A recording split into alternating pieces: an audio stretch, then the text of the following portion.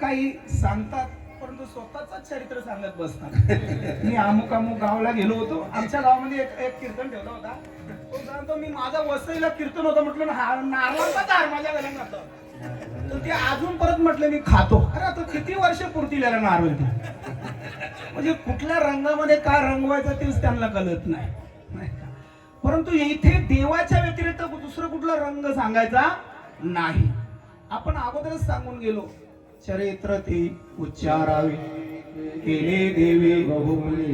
देवाने जे गोकुळामध्ये चरित्र केलेलं आहे त्याचाच फक्त आपण काय करायचा उच्चार करायचा, आचार करायचं नाही. आचार का करायचा नाही? देवाने अनंत अवतार घेतले. बहुत अवतार अवतरला हा देव परी हा अवतारी चालवला हो. ज्ञान प्रधान लीला पहावो अगम्य अनुपम्य ब्रह्मादि देवा. अनंत अवतार देवाने घेतले. अनंत अवतार घेशी भक्ता कारणे कनवालो कृपालो लागी अनंत अवतार जरी घेतले प्रत्येक अवताराची वेगवेगळ्या प्रकारची मीमांसा आहे. प्रत्येक अवतारामध्ये वेगवेगळं कार्य आहे. परंतु एक अवतार असा आहे हा अवतार की सगळ्यांसाठी घेतलेला अवतार आहे. सगळ्यांच्या उद्धारासाठी अवतार घेतलेला आहे. या अवताराचा जर विचार केला 4 प्रकार 5-6 प्रकारचे अवतार सांगितले. अंश अंशांश आवेश नाही का पूर्ण आणि पूर्णोत्तम अशा प्रकारचे अवतार आहेत. परंतु राम आणि कृष्ण हे काय आहेत? पूर्णावतार.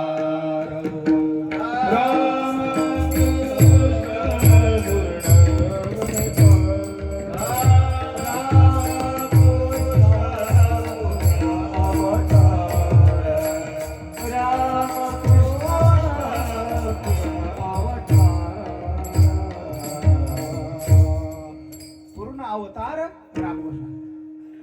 त्याचा पूर्वार्ध मी पण विसरलो आता. मनाला पूर्ण अवतार रामकृष्ण.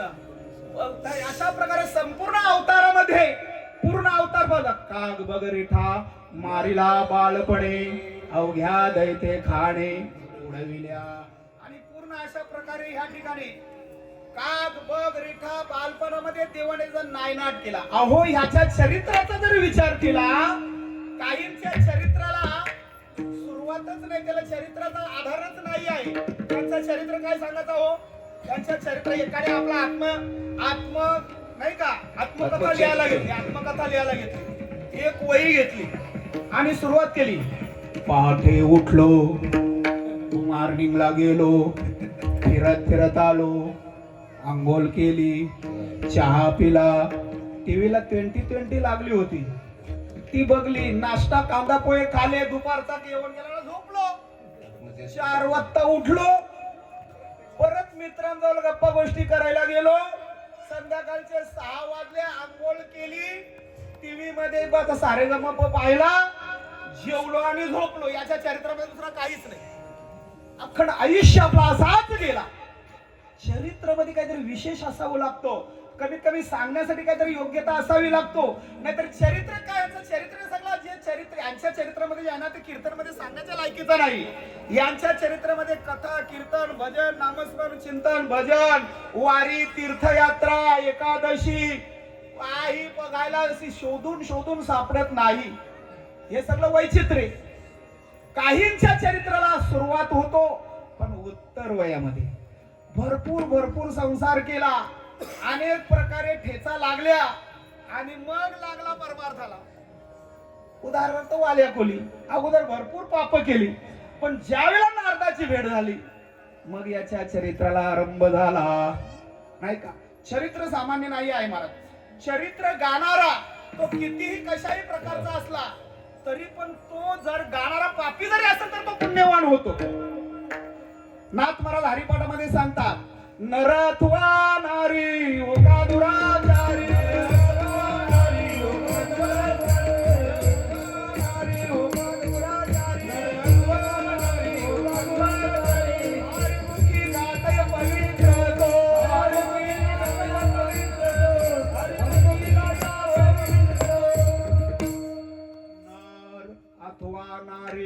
होका दुराचारी आणि मुखी गाता हरी पवित्र तो. ते नर असो नारी असो दुराचारी असो पाखंडी असो कुठल्याही प्रकारचा खल असो नास्तिक असो, परंतु त्याने मुखातून नामस्मरण चिंतन कीर्तन भजन केलं तर त्याला परमात्मा काय करतो, स्वीकारतो. वाल्या किती दुराचारी होता, परंतु भागवतामध्ये सुंदर अशा प्रकारची ओळी आलेली. भागवतकार सांगतात, कथा चरित्र वर्णिता, चोरटा वाल्मिक झाला सरिता, व्यास जार पुत्र तत्वता, केला सरता तेही लोके. व्यास जार पुत्र तत्वता. वास्तविकता वाल्या हा कोळी होता. हा कोण होता तर तो पापी होता, दुराचारी होता, ज्याच्याकडनं एवढे अगणित अशा प्रकारच्या हत्या घडल्या होत्या. त्याला कोणीही स्वीकारू शकत नव्हता, त्याला अधोगतीशिवाय कुठलाही मार्ग नव्हता. परंतु त्याने परमात्म्याचं कथन केलं, रामायणासारखा अशा प्रकारचा मोठा ग्रंथ निर्माण केला. परिणाम त्याची कीर्ती कुठपर्यंत गेली. केले रामायण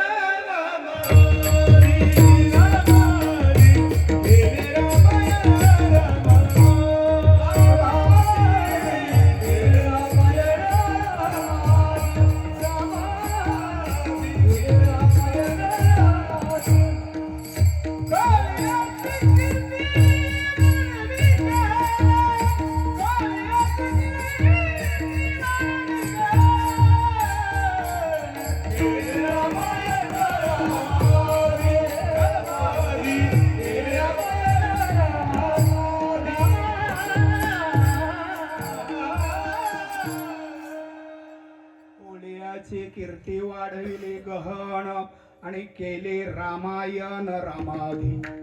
रामायण लिहित असताना त्यांनी रामप्रभू जन्माला यायच्या 5000 वर्ष अगोदर रामायण लिहून तयार ठेवला आणि त्याच्यामध्ये जी आचारसंहिता लिहिली होती त्याप्रमाणे प्रभूंना वागावं लागलं. कारण बोलिले वाल्मिक तैसेची करेन आणि वर्तोणी दावेन नामा म्हणे. जसं वाल्मिकाने जो रामायणामध्ये लिहिलेला तशाच प्रकारे मला वर्तन करायचं आहे.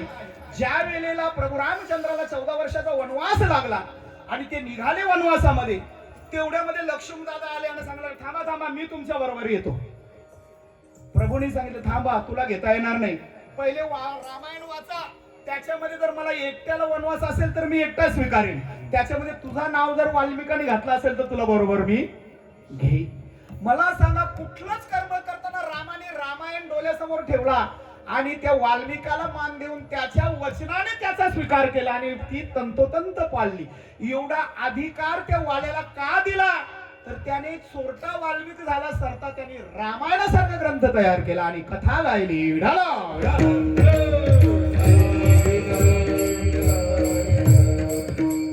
आणखी म्हटलेला आहे, व्यास हा जन्माला येताना जार कर्मातून जन्माला आलेला आहे.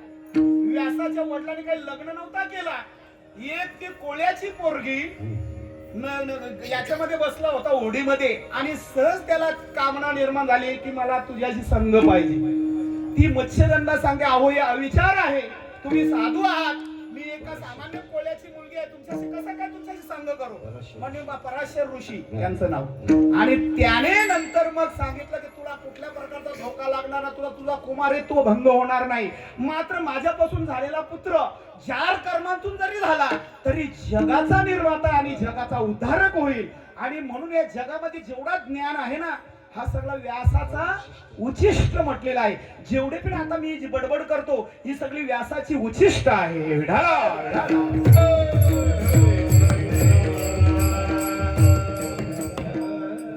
या कथेमध्ये अधिकार आहे.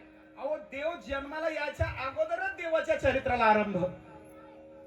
ज्या वेळेला कंसाने आपली लाडकी बहीण, आपला मित्र वसुदेवाला देण्याचं ठरलं आणि लग्नही लागलं आणि लग्न लागल्यानंतर ती मिरवणूक ज्या वेळेला वरात निघाली आणि त्या वरातीचा स्वतः सारथी रथावर कोण झाला, कंस झाला. स्वतःच्या बहिणीला तो पाठवणी करताना रथावर आरूढ होऊन हातामध्ये त्या घोड्यांचे पागा घेऊन आणि तो चालवत असताना ज्या वेळेला मथुरेच्या बाहेर ती मिरवणूक आली लग्नाची वरात, त्यावेळेला आकाशामध्ये कडकडाट झाला, विजा चमकायला लागल्या आणि आकाशवाणी झाली. काय सांगायला लागले आकाशाने, आकाशाची वाणी सांगत असे कंसा, माने हा भरवसा बोलण्याचा, आठवा पुत्र हिचा वध देईल तुझसी, ऐकोणे मानसी क्रोधावला. आणि क्रोध आला त्याला, राग आला आणि हातामध्ये तलवार घेऊन मारायला धावला. शस्त्र मारायला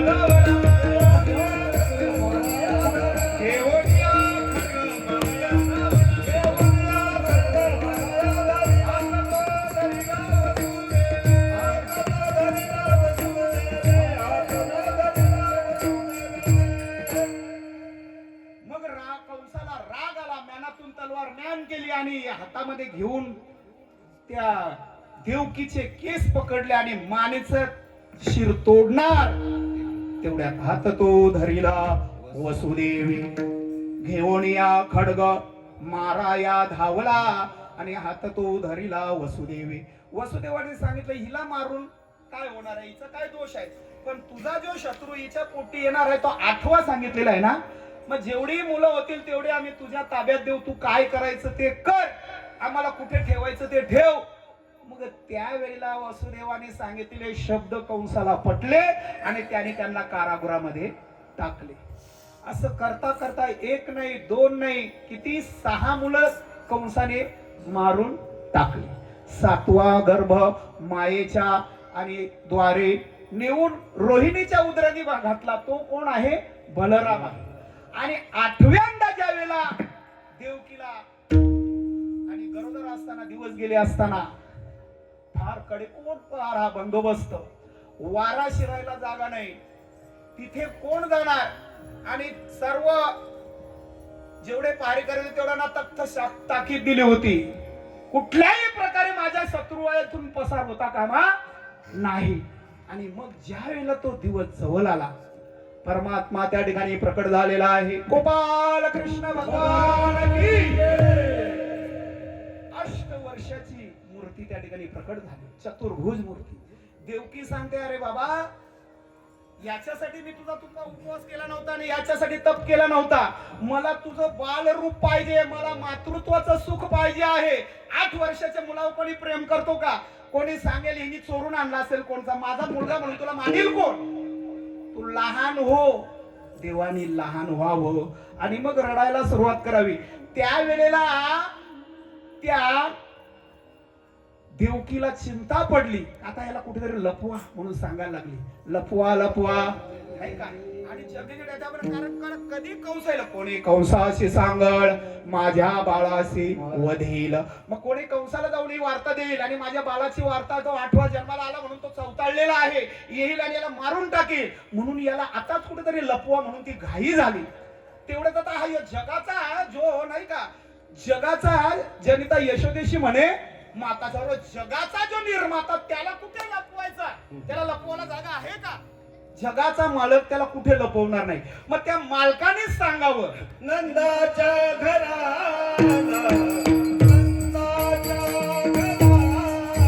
भजनी गोकुळाला, भजनी गोकुळाला, हे माया उपजली माया उपजली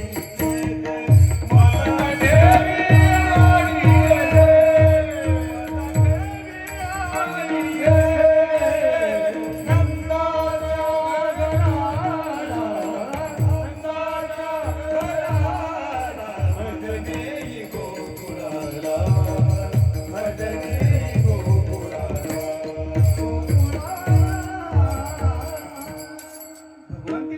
भगवंताने सांगावं, मला नंदाच्या घरला नाही, तिथे माया निर्माण झालेली आहे, तिला इथे आण, मला तिथे ठेव. आणि ती ज्या वेळेला वसुदेवाने माया भगवंताला उचललं, तेव्हा उचललेला कमलापती पाप बंधने पायाची गळते आणि सर्व पायाची बंधनं वगैरे गळलेली आहेत. भगवंताने तेव्हा उचलल्यावर सगळे त्याचे या हातकड्या होते सगळ्या तुटलेल्या आहेत आणि रात्रीच्या वेळी निघाला, धो धो पाऊस पडत आहे, आकाशामध्ये विजा चमकत आहेत. आणि त्यावेळेला यमुनेला पूर आलेल्या त्या पुरातून त्यावेळेला गोकुळामध्ये गेले आणि ज्या ठिकाणी यशोदा झोपली होती ती मायेच्या मध्ये होती, तिच्या जवळ झालेली कन्या अदला बदल केली, देवाला तिथं ठेवलं, टोपलीमध्ये मायेला घेतले आणि पुन्हा मथुरेला आला. पुन्हा देवकीच्या पुढ्यात दिल्याबरोबर सगळे झाडा कुळकुळपे बंद झाली, लॉक झाली आणि ही जोरात ओरडायला लागली. तेव्हा पहारेकरी जागे झाले. आठवा पुत्र जन्माला, सरदार सरकार, आठवा पुत्र जन्माला आला महाराज. कंस रात्री 1 वाजता उठला, देव 12 वाजता आला होता ना, तोपर्यंत 1 तासामध्ये सगळी घटना घडून गेली होती. पहारेकऱ्यांना काही माहिती नाही. आणि ज्यावेळेला माया रडायला लागली त्यावेळेला कंस चवताळलेला आला, पळत आला. देवकीच्या मांडीवर असणारी कन्या खेचली. दादा नको रे मारू. अरे तुला आठवण आहे, ती 8वी आहे, मुलगी आहे. म्हटले मुलगी असो का मुलगा असो, 8वा आहे, माझा काल आहे, त्याला मी मारल्याशिवाय सोडणार नाही. हातामध्ये धरली, 2 पायाने गर गर गर गर गर गर फिरून ना आपटणार. तेवढ्यामध्ये आकाशामध्ये ती तुझं लागी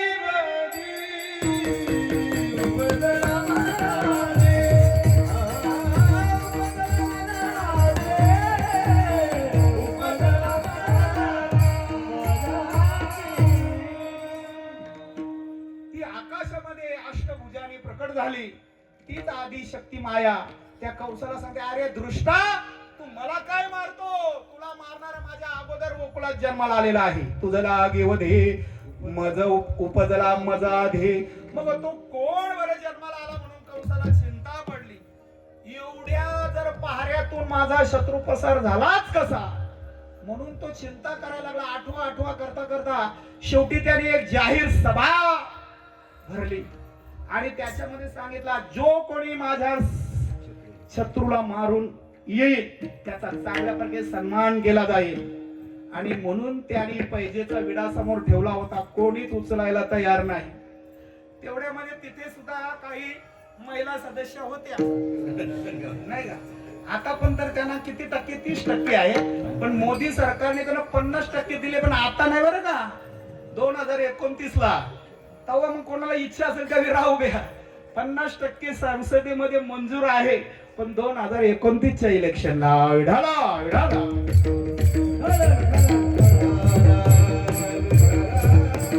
आणि त्या आरक्षणामध्ये असणारी पुतना नावाची राक्षसी उभी राहिली आणि जोरामध्ये त्या कंसाला हसून सांगते, अरे कंसा, जाईन गोकुळा वधीन त्या बाळा, ऐसी ही चांडाळा बोलत असे. अरे लहान बाल मारण्यासाठी एवढ्या मोठ्या मोठ्या वीरांची काय गरज आहे? मी जाईन, तुझ्या शत्रूचा शोध घेईन, त्याचा निपात करून येईन. आणि म्हणून निघाली. तिने सुंदर अशा अप्सरेचा वेश घेतला. स्तनामध्ये विष अशा प्रकारचं लावलेलं आहे आणि विष कन्या बनून ती गेलेली आहे. गोकुळामध्ये जाताना त्या वेळेमध्ये जेवढी जन्मलेली लहान बाळ होती तेवढ्या सर्वांच्या मुखामध्ये स्तनपान करून त्यांना मारून टाकले. आणि नंबर होता तो शेवटी यशोदेचा. यशोदेच्या अंगणामध्ये आली. यशोदेला आवाज देते, अगं यशोदे, कुठे आहे तू? यशोदा किचन मध्ये होती नाही का, मराठीमध्ये किचन, आताच्या भाषेमध्ये का किचन. पूर्वी तिला म्हणजे काय बोलायचे, स्वयंपाकगृह, स्वयंपाक रूम मध्ये, गृहामध्ये. तेवढंच अनोळखी आवाज आला. म्हटलं कोण आले? म्हटले कोण तुम्ही? म्हटले मला ओळखलं नाही. अगं मी तुझी सखी बहीण. म्हटले मी तुला पाहिली नाही कधी. म्हटले तू लहान असतानाच माझा लग्न बापाने लावून दिला, फार दूर दिलेली आहे, तुझी माझी भेट नाही म्हणून तू मला ओळखत. म्हटले असेल असेल, बसा बसा. अगं तुला मुलगा झाला नाही, तर फोन नाही, मिस कॉल दिला नाही, व्हॉट्सअपवर नाही, ट्विटरवर नाही, फेसबुकला पण सांगितलं नाही. मग कसं काय मला युट्यूबवर मी बघितलं तेव्हा समजलं असं का? म्हटले या या, बसा बसा. म्हटले चहा पण? अगं म्हटले चहा नको, मला तुझं बाल दाखव. त्याला मी अंगडात टोपडं आणलेलं आहे, कानामध्ये घालायचे, आपल्या हातामध्ये ते ज्येष्ठ मण्यांच्या माला आणलेल्या आहेत, सगळं काही तिने दाखवलं. लहान मुलाला भेटीला देतात. नाही म्हटले, आता माझा माल नुकताच झोपलेला आहे, फार नटखट आहे, हातात राहत नाही ना, काही पहिल्या थांबत नाही. एकदा रडायला सुरुवात केली तर आता नुकताच डोळा लागेल, नको उठवू त्याला, मी नंतर घेईन.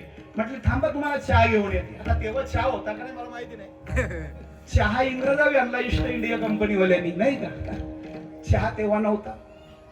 तर मग म्हटले बसा. तेवढ्या देव विचार करतो, भोनीचा गिराईक आहे आणि मी काय झोपा काढायला आलेला आहे का?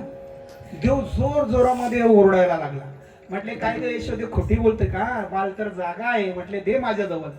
देवाला मांडीवर घेतला. यशोदा कामानिमित्त किचन मध्ये गेली. तेवढ्यामध्ये हिने बघितला, त्याचं रूप पाहून ती मोहितच झाली. हो, तो रूपच होता राजस सुकुमार मदनाचा पुतळा, रविश शिकला लोकप्रिया, राजस सुकुमार मदनाचा पुतळा.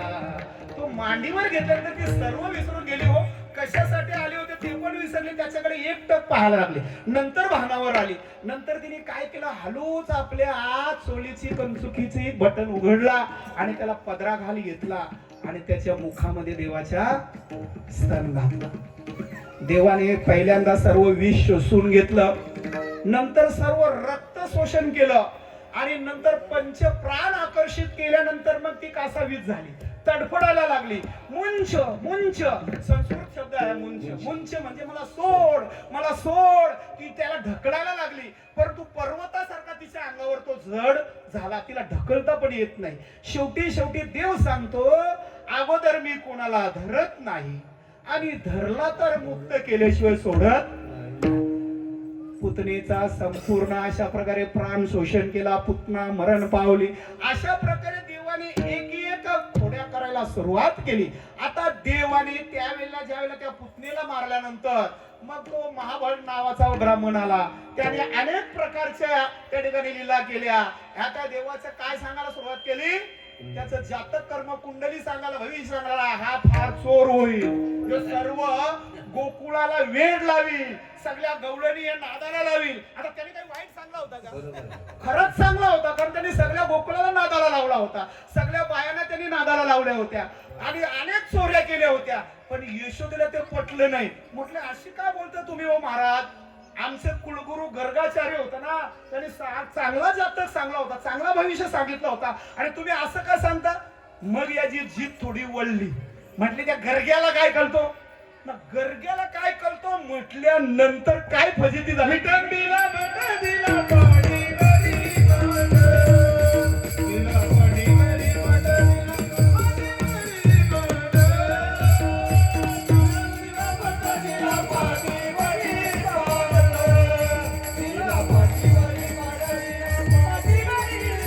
जानवे तुटले पंचांग फाटले, डोंगर गळाले डोंगराले,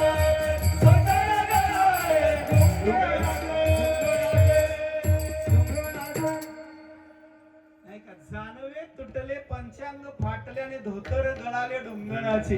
पळायची सुध राहिली नाही त्याला. असा पाठीवर पाठ, पाटणावर पाठ, इकडला मोठा समोर आला वरवंटा, त्याच्या पुढे आला लगे तो कुठता ते उखलीमध्ये, त्याला काय बोलतात, मुसल. ह्यो पलता पलता रस्त्यामध्ये दरवाजामध्ये मुसल आला, त्याने थोबाडा ठेवल्यावर तिकडला मोठी उखली आली ना, अशा प्रकारे तो पलटा भुई थोडी झाली. कंसाला सांगतो, अरे बाबा, तुझा हा शत्रू काही सामान्य नाही आहे. मग काग बग रिटा मारिला बालपणी, अवघ्या दैत्या खाणी बुडविल्या. अनेक प्रकारच्या देवाने लीला केल्यानंतर खोड्या करायला सुरुवात केली. आता खोड्या करता करता देवाने काय, देवाच्या खोड्या काही सामान्य होत्या का हो खोड्या? त्या खोड्या जर सांगायला गेलं तर एक कीर्तन स्पेशल पाहिजे 2 तासाचा, तर त्या खोड्या सांगता येतील. पण तेवढ्या खोड्या आपल्याला सांगता येत नाही. पण आता देव चालायला लागलेला एक एक काय टेकीत चाललेला आहे.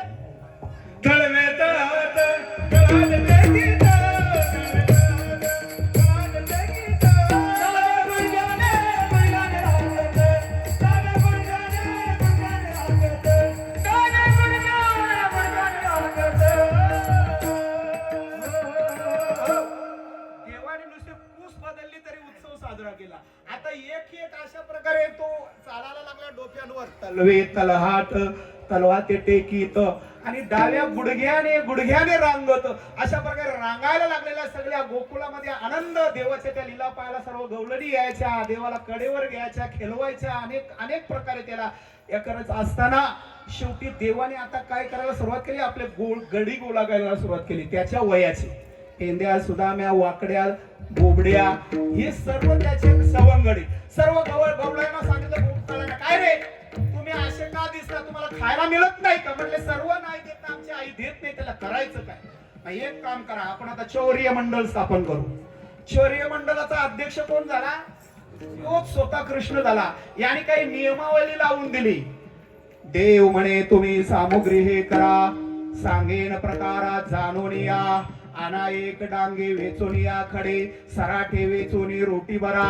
अशा प्रकारे देवाने एक एक सांगताना साहित्य सांगायला सुरुवात केली. कोणे एकाना वेचून या खडे, निघावे रोकडे एक सरा. असे सर्व काही गोपाळांना गोळा केल्यानंतर नामा म्हणे ऐसे ऐकता गोपाळ, नाचती स्वानंदे कृष्णा पुढे. आणि कृष्णा पुढे नाचायला लागले, उड्या मारायला लागले. का आम्हाला आता एक चांगल्या प्रकारचा कोणीतरी एक नेता भेटलेला आहे, कारण तो आम्हाला पोटभर खायला देणार आहे. आणि म्हणून त्याच्या मागे सर्व निघाले. मग काय करायचं? मग कोणाच्या घरी चोरी करायची? घर पाहुणे एकांताचे, नवविध नवनीताचे. आणि एकांताचं घर पाहायचं. ज्याला एकांत त्याला म्हणतात त्याच्या घरातल्या सर्वांना, सासवा सुना ननंदा जावा, घरातले जेवढे सदस्य असतील त्याला सर्वांना देव आवडावा, नाही का? नाहीतर एक जाते बैठकीला, एक जाते वारकऱ्यांच्या हरिपाठाला, एक जाते त्या निरंकाराला. एकमेकीचा ताल नाही ना मेल नाही. सर्वांचा देव एकच असावा कुटुंबामध्ये. तरी अनेक प्रकारचे कोठे काही कोठे काही एक आहे, एक नाही एक आहे. कोठे काही कोठे काही एक आहे, एक